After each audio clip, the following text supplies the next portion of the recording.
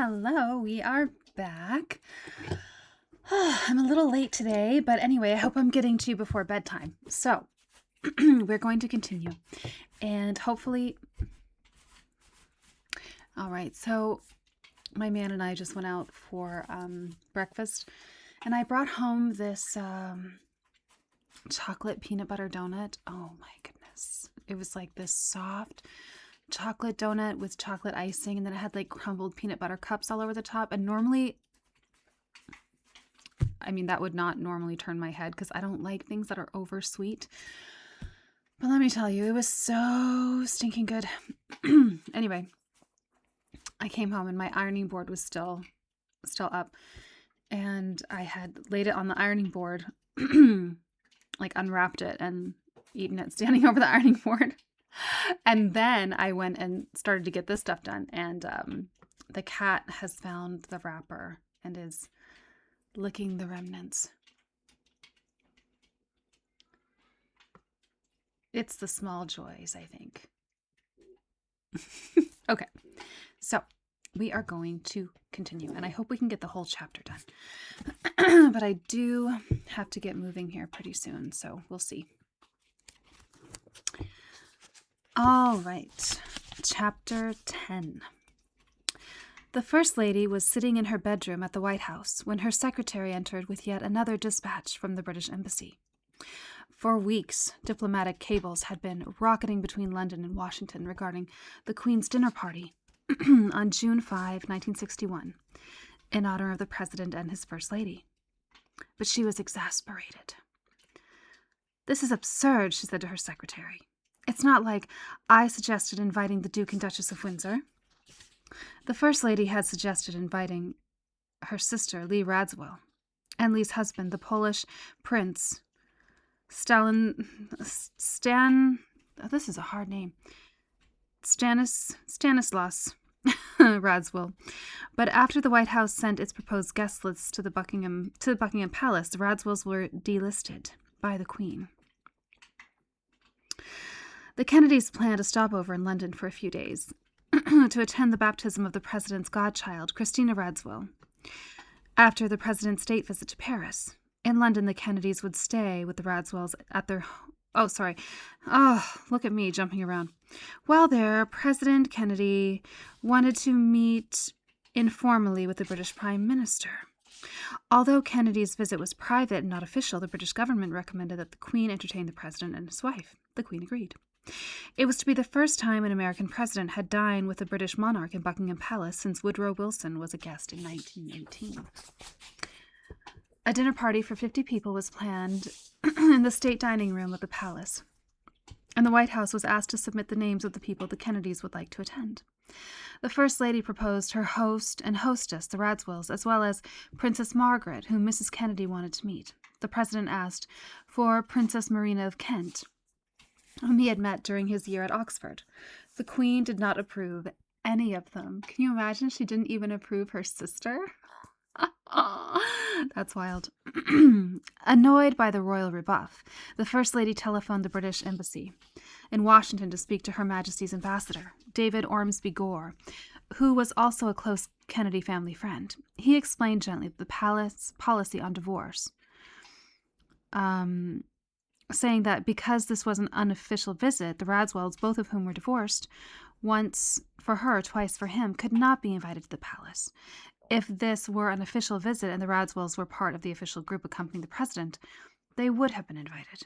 "But she's my sister," Jackie told the British ambassador, "and they are our hosts."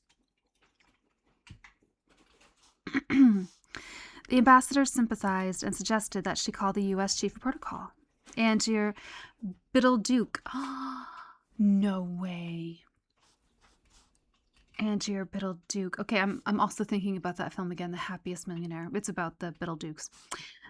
To appeal the ruling through the U.S. ambassador to the court of St. James's, David Bruce. "Oh, Angie," Jackie wailed, "you've got to help me." The diplomat reassured the First Lady and promised to contact David Bruce. Jackie then called her husband in the Oval Office to tell him what she had done.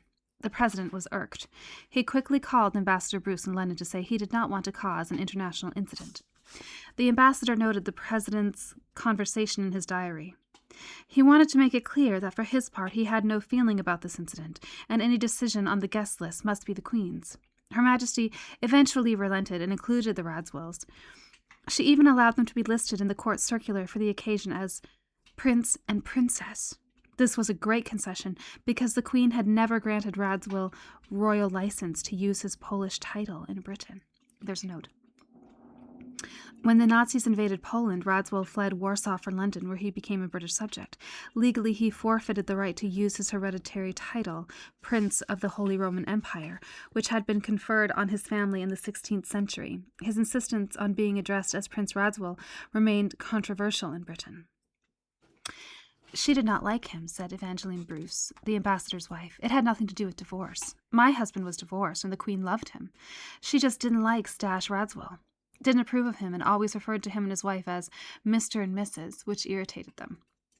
Anyway, the Queen had her revenge, Jackie later told Gore Vidal, her stepbrother once removed. Her stepbrother once removed? I don't even know what that means. No Margaret, no Marina, no one except every Commonwealth Minister of Agriculture they could find. The Queen was pretty heavy-going. I think she resented me. Philip was nice, but nervous. One felt absolutely no relationship between them. Yikes. I mean, that's also an ironic thing for Jackie Onassis. I mean, she wasn't Onassis then. That's an ironic thing for Jackie Bouvier Kennedy to say when we know what her husband was doing. The Queen's resentment was real. She had read the press coverage of the... also, wait, while I'm thinking of it, Kitty Kelly, she wrote a book about Jackie O. Maybe we should read that sometime, because I bet that would curl the hair on your toes. Okay. The Queen's resentment was real. She had read the press coverage of the First Lady's spectacular visit to Paris, where she had been hailed by the French newspapers as ravissante, charmante, belle. Parisians had lined the streets. I mean, I'm sure we all know what those words... Well, maybe we don't, but ravishing, charming, beautiful. Okay. Parisians had lined the streets waving American flags and screaming, Jackie, Jackie, Jackie. The mayor of Paris had given her a $4,000 watch and pronounced her visit the most exciting since Queen Elizabeth II had paraded through the city 4 years earlier. Queen Elizabeth, hell, presidential aide Dave Powers told the press. They couldn't get this kind of turnout with the second coming. La gasp. Even the president was stunned by the excitement his wife had generated. Greeting reporters at a press conference in France, he introduced himself as the man who accompanied Jacqueline Kennedy to Paris. I'm glad he had like a sense of humor about it. You know, it's like his ego wasn't threatened from what I'm reading right here. By the time the Kennedys arrived in London, Jackie fever had gripped the British, who lined the streets awaiting her arrival the same way they did for the Queen. One newspaper even dubbed the First Lady Queen of America. Another ran a cartoon showing the Statue of Liberty with Mrs. Kennedy's face. One hand held the Torch of Freedom, the other clutched a copy of Vogue. The Evening Standard gushed, Jacqueline Kennedy has given the American people from this day on one thing they had always lacked, majesty. The young president, with his lovely wife, and the whole glamour which surrounds them caused something of a sensation, recalled Prime Minister Macmillan in his memoirs. Normally, the visits of foreign statesmen do not arouse much enthusiasm, but the Kennedys were news on every level, political and personal. The Prime Minister did not record Her Majesty's displeasure at having to entertain them. The Queen, who was forever proclaiming her disdain of glamour, scorned Hollywood and all that the film colony represented. Unlike her mother, her sister, her husband, and her Uncle Dickie, who felt cinema was the highest art form, the Queen was not receptive to Hollywood or to its celebrities. In fact, she was so contemptuous of associating with motion picture stars that she declined to attend Grace Kelly's 1956 wedding to Prince Rainier of Monaco. Too many movie stars, she said. That sounds a little more like insecurity to me. I don't know. What do you think? As Queen, she resisted all attempts to dress up her image. When a BBC producer timidly suggested she show more animation during her first televised Christmas address, she snapped, "I'm not an actress." But you know what? We've heard it said that her husband... Oh. Her husband really likes actresses. And apparently has had a number of affairs with actresses. So I can see why she's sensitive about it and why she doesn't want to put herself in a situation where both of them are surrounded by them. Because it's just like easy pickings for Philip. And probably she's looking around, comparing herself to every single one of them, right? For the same reason, she refused to wear a fur coat. Absolutely not, she told footman Rafe White. I look too much like a film star in mink. She acknowledged her dour image, saying that unlike her mother, she was not a showstopper. See, the thing is, she was quite beautiful. And she really could have been a showstopper. If she had dressed to accentuate rather than to subdue, I mean, I wouldn't want to stand in a room beside her, personally, even all dolled up.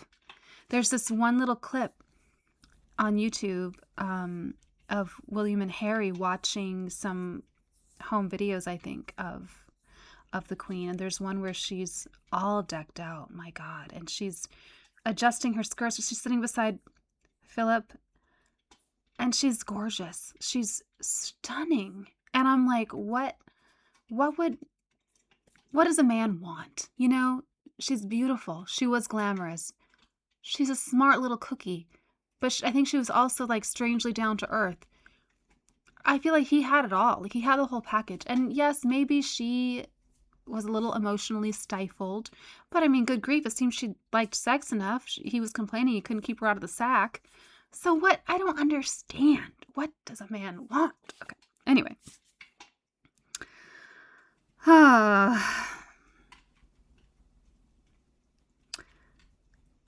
Saying that unlike her mother, she was not a showstopper. At a subdued rally, she noted, if it were Mummy, they would all be cheering. Her husband shared her resolve that royalty must not descend to the level of movie stars. Like the Queen, he too would not sign autographs, and I think that's right. And he resented efforts to make him perform. When he made a speech to the British Film Academy, he was heckled. "Liven it up," shouted actor Tom Bell. "Go on, tell us a funny story." The Duke of Edinburgh bristled. "If you want a funny story," he said, "I suggest you engage a professional comic." Neither he nor the Queen recognized then that the British public wanted something more humane and spontaneous from their monarchy than the aloof way from the royal coach. "The Queen takes her Commonwealth responsibilities very seriously," explained Prime Minister Macmillan, "and rightly so. For the responsibilities of the UK monarchy have so shrunk that if you left it at that, you might as well have a film star. She is impatient at the attitude toward her to treat her as a woman and a film star or mascot." With a visit of the Kennedys, she was faced with entertaining the epitome of flashbulb glamour. The Queen had admitted to her sister that she felt more comfortable with President Eisenhower's matronly wife, Mamie. Ah, Mamie. That's what my kids call my mother. What a sweet name. Than the mesmerizing Jackie, who was inciting the Queen's normally sober subjects to act like crazed fans. They clogged the streets of London for hours, clamoring for a glimpse of the U.S. President and his First Lady. In preparation for the Kennedy visit, the Lord Chamberlain, who usually exercises his powers of censorship only on an objectionable word or sentence, had banned a theatrical revue that lampooned the President's wife. The show, set to open in Newcastle Theatre, was to have a male chorus singing, "Here she comes, sing do-re-mi, oh, what a change from old Auntie Mamie." Then an actress was to appear in a black wig and impersonate Mrs. Kennedy in a satirical skit. Her routine, a string of barbed wisecracks, included the refrain, "While Jack fumbles with Russia, I use all my guile, so the press and the public won't guess for a while. He's just Ike dressed up Madison Avenue style. I'm doing my best to be everyone's choice, playing Caroline's mother with Marilyn's voice." Gross. The mention of Marilyn Monroe prompted the censor's scissors. "The review deals unsuitably with a head of state's private life," was the Lord Chamberlain's official explanation, which only added credibility to the rumors of the president's intimate relationship with the Hollywood star. Oh, you all, we should read Kitty Kelly's book about her, shouldn't we? About Jackie O. Because if it's anything like this, oh my gosh. Despite their differences, the Queen and the First Lady shared a similarity in their husbands. who were charismatic men. Extraordinarily handsome and witty, both were attracted to pretty actresses like fish to shiny metal objects. Neither man was hamstrung by romanticism, and both understood the social necessity of marrying well. The Queen had not been impressed by the Kennedys' ascent from the Irish bogs to the White House. She still remembered her parents' antipathy toward the president's father, Joseph P. Kennedy. As ambassador to the court of St. James's, he had opposed U.S. intervention on the side of the British in World War II, so President Franklin Roosevelt recalled him. Understandably, the Queen was not enthusiastic about Kennedy's son. She came around eventually, but she was a late convert. During the 1960 presidential campaign, she privately supported Kennedy's opponent, Vice President Richard M. Nixon. Publicly, she remained silent, but her husband, who could and did speak out, made it clear. During a trip to New York City to open a British exhibition, Prince Philip showed a canny understanding of presidential politics. He did not overtly endorse Nixon, but he evoked the special relationship between America and England by saying, "The Queen was particularly delighted that our dear friend President Eisenhower agreed to join her as a patron for this exhibition." Then he toured the exhibit with the vice president and the New York governor, Nelson Rockefeller, and posed for pictures. When photographers begged the prince for more photographs, he insisted on posing with the vice president. "We can't take a picture without Mr. Nixon," he said. When Kennedy won the election, the Queen was smart enough to realize the political importance of good relations with the United States. So she followed her prime minister's recommendations to entertain the president and his wife at Buckingham Palace. Jacqueline Kennedy later told Gore Vidal about the Queen's dinner party, where she sat between Prince Philip and Lord Mountbatten. During the reception before dinner, she talked to the Queen, whom she found chilly and standoffish. "The Queen was only human once," she recalled. "I was telling her about our state visit to Canada and the rigors of being on view at all hours. I told her I greeted Jack every day with a tear-stained face." The Queen looked rather conspiratorial and said, "One gets crafty after a while and learns how to save oneself." Then she said, "You like pictures?" And she marched me down the long gallery, stopping at a Van Dyck and to say, "That's a good horse." I don't know. I feel like I would have liked her. Even if she was a little cold and standoffish, I just feel like there's something endearing about her. The Queen and the First Lady shared more than their mutual love of horses. Both were to become mythic figures of the most celebrated women of their era. Both were monarchs, Elizabeth in fact, Jacqueline in fantasy. The crucial the differences between them were politics. The First Lady disliked politics and was totally apolitical. Not so the Queen. God knows she's supposed to be above politics, said her biographer, Roland Flamini. But everyone knows the Queen gets politically involved, especially if it concerns the Commonwealth, which is all she really cares about. Her political involvement is never talked about, of course, but everyone knows. By March 1962, the Queen was embarked on a covert plan to influence the elections in Argentina. She did not realize then that doing her duty meant acquiescing to what her Prime Minister and Archbishop told her to do. Instead, she wanted to affect policy. So she dispatched her husband to visit the British communities in 11 South American countries, ostensibly to promote British industry. In Argentina, his real mission was to secure the presidency of a friend, Arturo Frondizi, who was in danger of being overthrown by supporters of exiled dictator Juan Perón. The Queen and Philip had entertained Frondizi at Buckingham Palace earlier in the year, when he confided his fears about allowing Perón supporters to vote in the March elections. "Only my person," he said, "stands between order and chaos."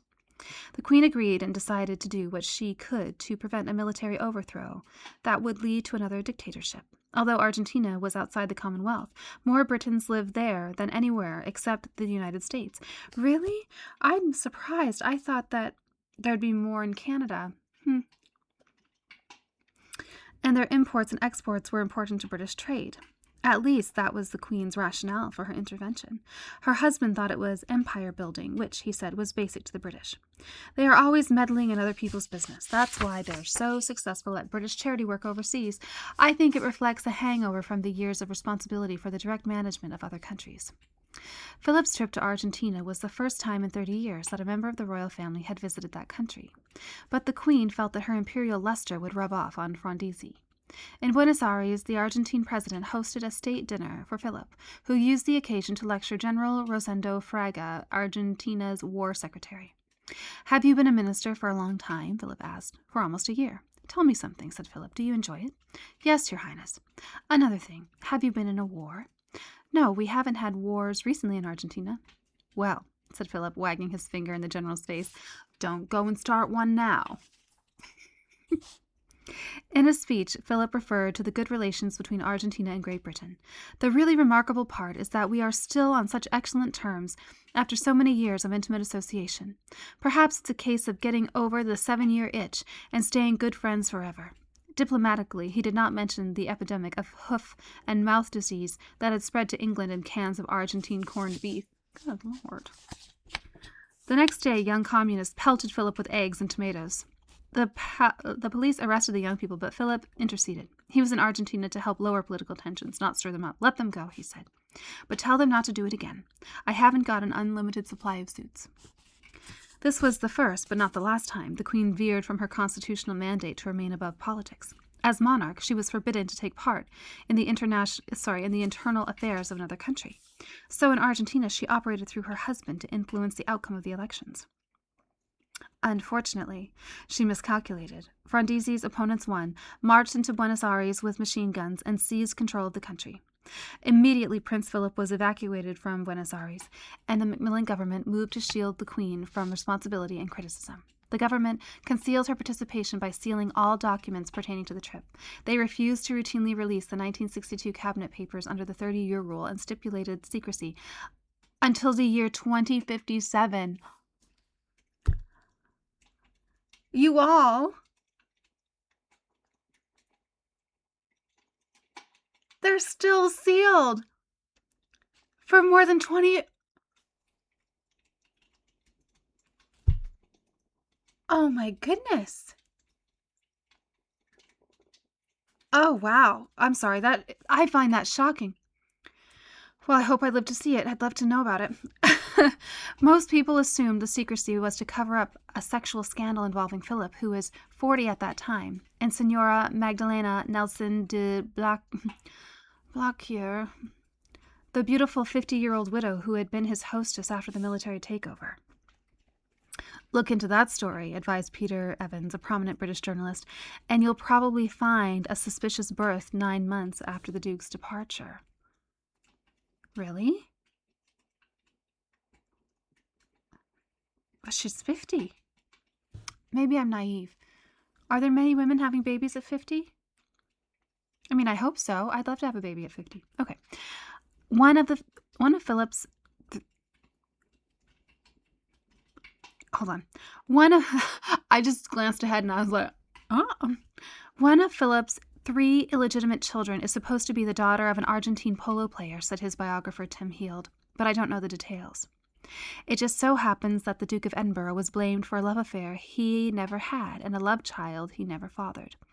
I didn't even know Philip until the ambassador called and asked me to be his hostess, said Mrs. de Blaquier, whose vast estate, La Concepcion, is 90 miles from Buenos Aires. I was called because my estancia is very secure and large enough to contain 3 polo fields. The government needed to get Philip out of Buenos Aires because there was so much danger. They couldn't take him to any place within the city during that crisis, so he came to my estate in the country. He did not speak Spanish, and I did not speak good English, so we conversed in French. He speaks the language fluently, like a Frenchman. I had been married 30 years when my husband died in 1960 in an airplane crash. We had 9 children. Philip stayed with me and the children at the farm, and the couple who care for us. He was very simpatico, very funny, nice, easy. He played card games with the children in the evening, and I organized 4 polo games for him at the level he could play. He's not a very good player, but he's passionate about the game. Passionate.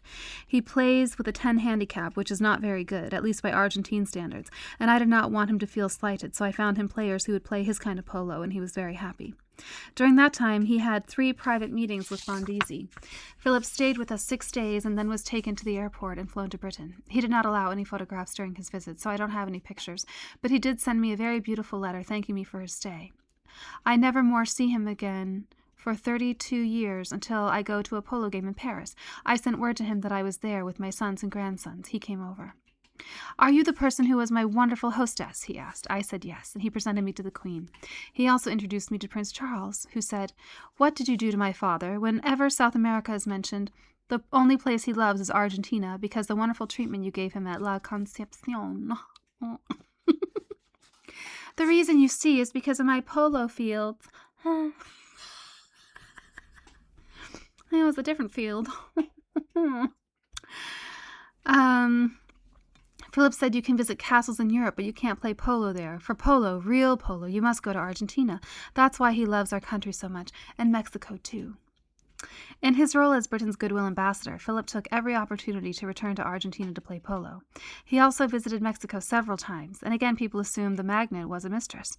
The beautiful Merle Oberon. Well, that's interesting because pretty soon on a silver screen whatever day, we are going to watch a Merle Oberon film. So that it will be interesting to watch it with that in mind, that he had maybe an affair with her. Who owned a sumptuous villa in Acapulco, a palace in Cuernavaca,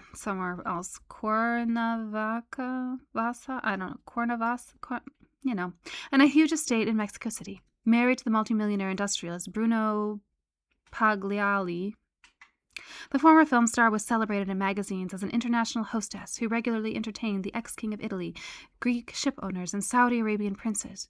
Her favorite royal guest was the Duke of Edinburgh. "The Queen's husband was Merle's boy," said New York Society columnist David Patrick Columbia.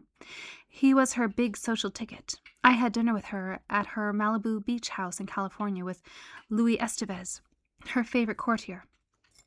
And she had framed pictures of really famous people all around. The pride of place was reserved for the personally inscribed 8x10 photograph of Philip, which she had in a large silver frame. She was always talking about when Philip visited us in Mexico, and when Philip introduced me to the Queen, and Philip this, and Philip that. I don't know whether they had an affair or not. I doubt it only because Louis never thought so, and he would have known this. In fact, Louis, who's homosexual, wondered if Philip wasn't just a little bit gay underneath that terminal macho facade of his. I wonder that myself. Louis was in Mexico with Merle several times when Philip visited, and contrary to what has been implied by others, Louis said he never saw anything romantic going on between them. Okay, fine. Despite Philip's attractiveness to women, he was also appreciated by men, especially in his younger days. "I think he far prefers the company of men," said a man who knew him in the Navy. There was the All-Male Thursday Club before and after his marriage, the 4-month cruise with his male equerry in 1956. Another man, an internationally acclaimed writer and self-described homosexual, smiled mischievously when Philip's name was mentioned. The writer told another writer over drinks in the Oak Room Bar of the Plaza Hotel in New York City in 1994, that he remembered Philip well. "Ah, yes," he said wickedly, "I knew Philip when he was the girl." Philip was a bottom? I mean, maybe he was bi. With Merle Oberon, Philip appeared more beguiled by opulence than romance. Impressed by her extravagance, he enjoyed being cosseted in superlative comfort. She provided cashmere blankets, silk sheets, and a French chef who served superb cuisine with vintage wines. Although Philip was married to the world's richest woman, and accustomed, well, was she really the world's richest woman? I know there's been a lot of talk about that lately, that they're not nearly so rich as people think that they are, because like all the artworks and a lot of the houses they have are not actually theirs. Anyway, she provided cashmere blankets, silk sheets, and a French chef who served superb cuisine with vintage wines. Although Philip was married to the world's richest woman and accustomed to the highest level of royal service, he did not live sumptuously. His wife was frugal and accustomed to scratchy tweeds and sensible shoes. Her palaces were cold and drafty and required electric space heaters in every corner. Merle Oberon's estates had heated marble floors, heated towel racks, and gold-leaf beds swagged in silk tassels. Her house parties were rich, relaxed, and sunny, with sweet bougainvillea breezes. But here's the thing, is that Merle Oberon and her husband made their own money. So, I mean, I think it's perfectly right that the queen was frugal because it was all taxpayer money and she knew that. So I think she had a great respect for that. Lord Mountbatten, who adored glamorous movie stars like Merle Oberon, had introduced his nephew to the legendary beauty when they'd visited Mexico 15 years earlier. I was on that trip, recalled John Barat, who was Mountbatten's private secretary, and I never saw anything to suggest an affair between the Duke of Edinburgh and Merle Oberon. Her husband was there, and he was our host. The editor and writer, Michael Corda, disagrees. Oh, come on, he said. Everyone knows Philip had an affair with Merle. My uncle, film producer Alexander Corda, was married to her from 1939 to 1945. No, I wasn't around then, and no, I never saw them together, but that's what I've always been told. Besides, as they didn't have an affair, they should have. Jody Jacobs, formerly a reporter for the Women's Wear Daily and society editor at the Los Angeles Times, attended one of Merle Oberon's dinner parties in honor of Prince Philip. It was during the 1968 Summer Olympics in Mexico City, and Merle, who was a stickler for royal protocol, insisted that everyone arrive before the Duke of Edinburgh and that the women wear long dresses. She invited Princess Lala Neza of Morocco and jet-setters like Christina Ford, who was married to Henry Ford at the time, although he was not with her that evening, one or two Hollywood stars, and a few Mexican socialites whom Merle considered rich or aristocratic enough to be included. After dinner, when most of the guests had left, I was part of a little group standing with the prince near some French doors leading to the terrace and pool. There were two other women, including Christina Ford, who was tan and tawny.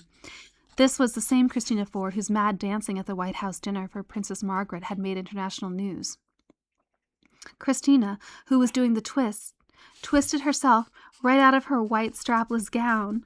The top of her dress literally fell down. Now she was flirting madly with Prince Philip. They had danced a few times that evening. Suddenly she looked at him and said, "Why don't we go to the pool and go swimming? We, meaning the women, could leave our bras and little panties on." Ugh, I am so sorry. Our little panties. Like, what are you, 6 years old? Like, that's disgusting. I just find that so infantilizing. Ugh. Gross. Girl, gross. Philip bleached. He said, "I think it's time for me to leave." He smiled at Christine and the rest of us. He was quickly surrounded by his group, which appeared from nowhere. He said goodbye to Merle and took off. I think in that setting, with a reporter listening in, he was being very discreet. Or maybe he wasn't very attracted to Christina. The Duke of Edinburgh was far too discreet to indulge in anything beyond harmless flirting in public. Arrangements were made privately, said Regine Charleston, a Moroccan woman now married and living with her husband in New York. I was living in London in the late 1960s and going to parties with a painter, Felix Topolsky.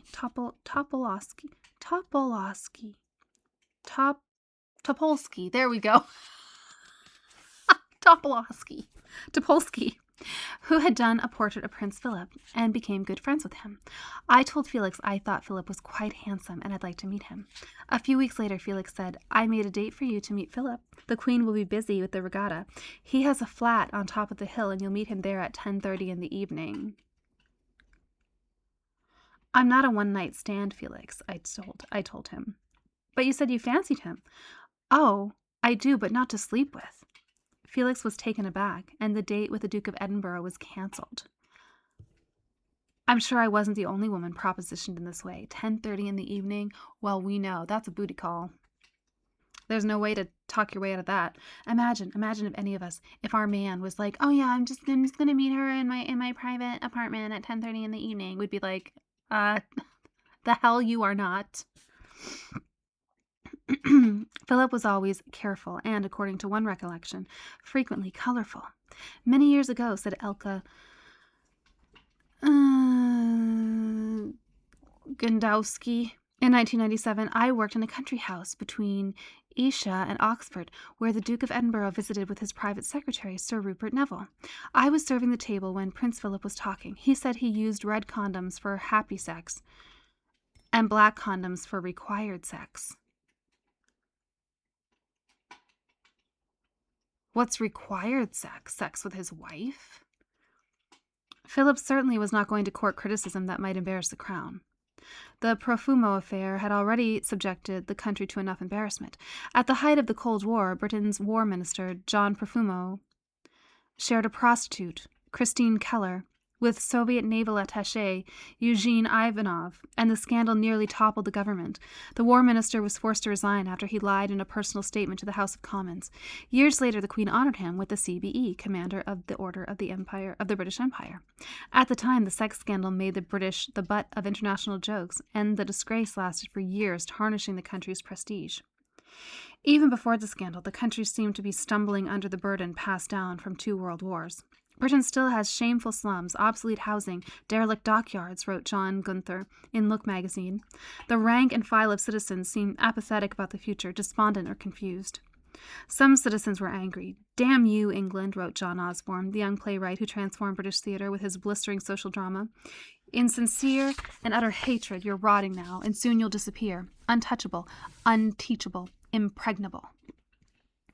Former U.S. Secretary of State Dean Acheson saw a country stripped of glory and floundering with no direction. Great Britain has lost an empire, he said, and has not yet found a role.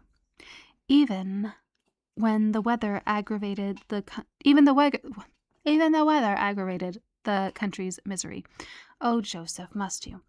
The winters in England during the early 60s were so severe that power failed and people shivered. Then the impossible happened. The Queen was booed. She and her husband were attending a theatrical performance with King Paul and Queen Frederica of Greece when a group of Greek protesters in London yelled and hissed at her for associating with fascists. Queen Elizabeth appeared not to notice. Having never encountered such criticism, she did not comprehend that the screaming was directed at her. She was equally unconcerned by the death threats she received when the palace announced her plans to tour Canada. Are you okay? In 1964, the Queen must not come, warned the Toronto Telegram. An innocent life is at stake, said the Times of London. The Daily Mirror raised the spectre of a second Dallas if the Queen ventured into Canada, where the French minority in Quebec railed against the English majority in Ottawa. But she refused to cancel her trip. Canada was part of her realm and the largest member of the Commonwealth. I am not worried about the visit, the Queen said, and we are quite relaxed. She had spent weeks preparing for the tour, including days of wardrobe fittings with her favorite dressmaker, Hardy Amy's. For this trip, she'd allowed her hatmaker, Frederick Fox, to make a dress.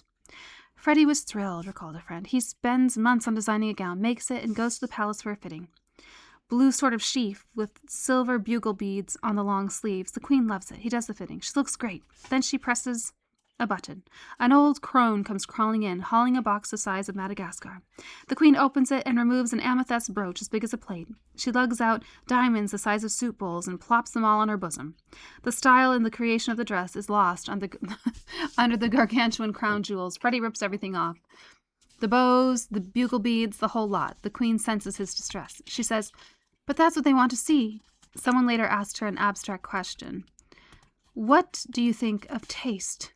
The Queen said, "I don't think it helps." On that trip to Canada, Her Majesty traveled to Quebec with her husband and grudgingly accepted the protection of bulletproof limousines and riot control policemen. Philip chafed at so much security and, as always, spoke out. The Foreign Office patiently explained the political tensions building among French Canadians and noted that violence had become a terrible reality since the Kennedy assassination a few months before. "Kennedy wouldn't have been shot," snapped Philip, "if it hadn't been for all the bloody security surrounding him." Oh yes, I think that's an oversimplification.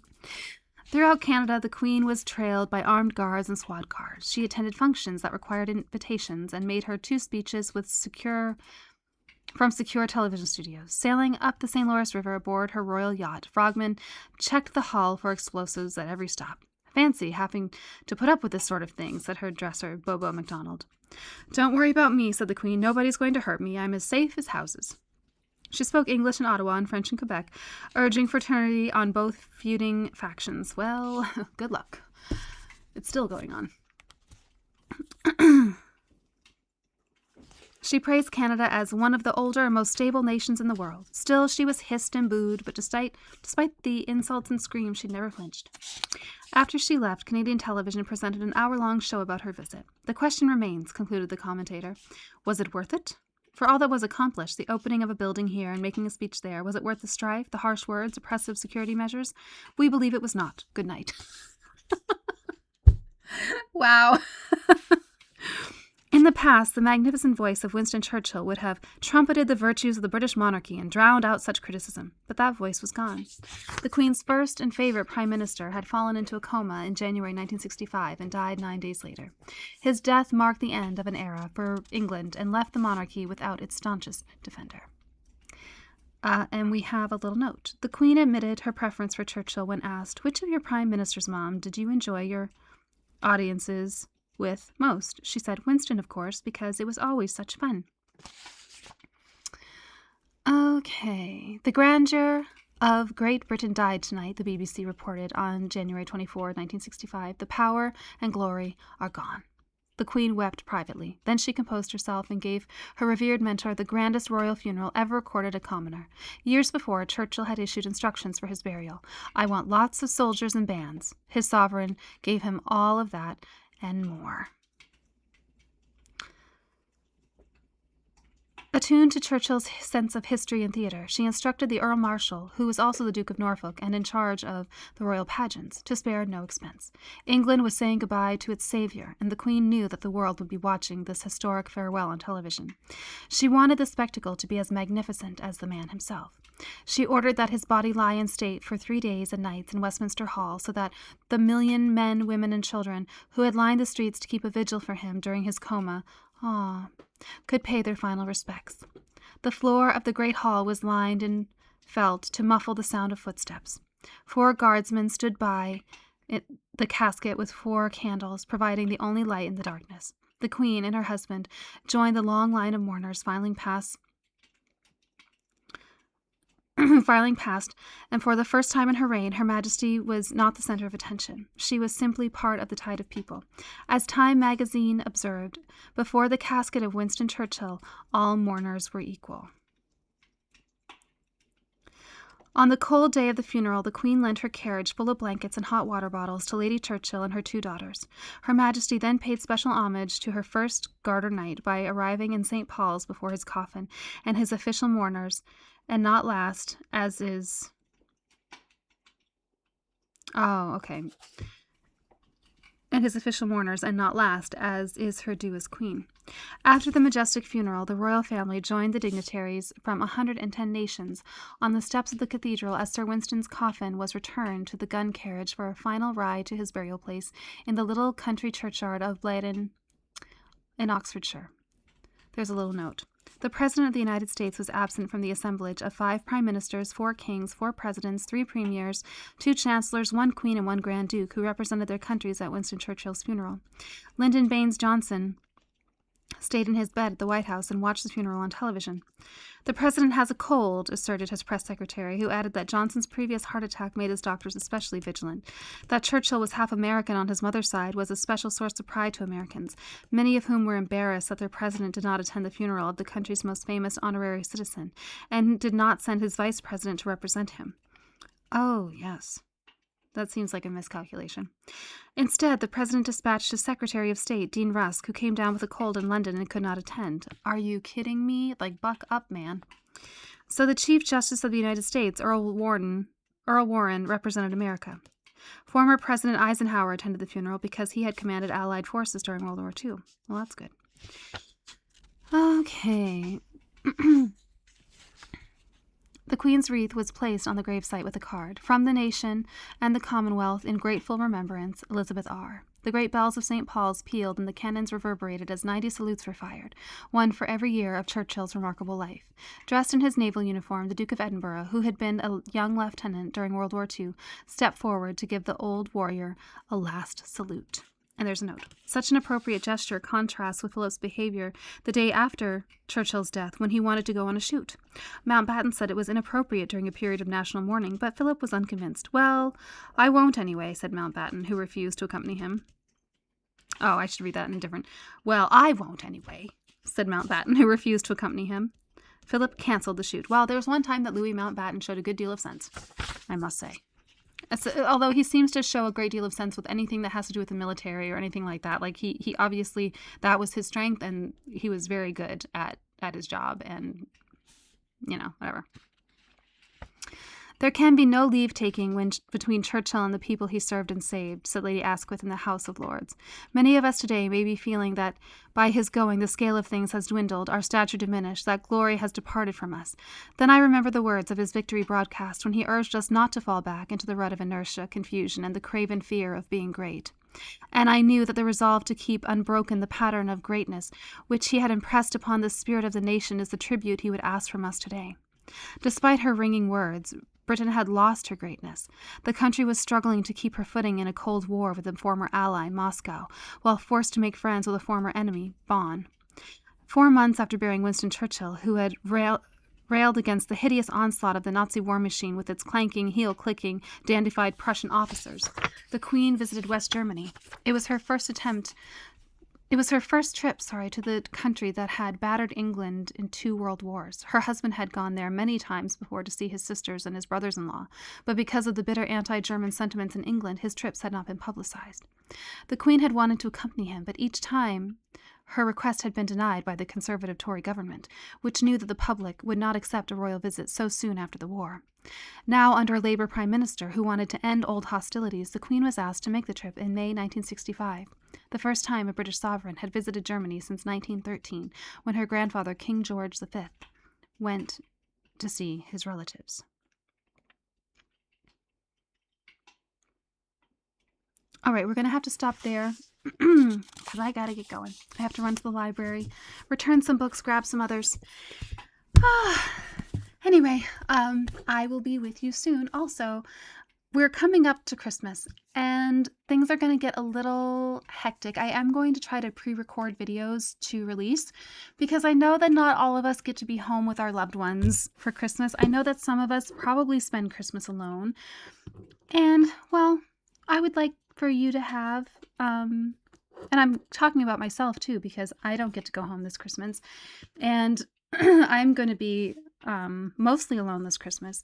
So I just think it's for those of us who don't get to have a big family celebration this year, it would be nice to have, a little continuity, a little place where for an hour or 2 or almost an hour, some days, you can feel like you have company. And I'm also going to do a few more like silver screen showings leading up to Christmas. So, because, you might want to feel like you're watching a movie with someone one night leading up to the holidays. And I'm definitely going to have one for Christmas Eve, Christmas Day, and Boxing Day.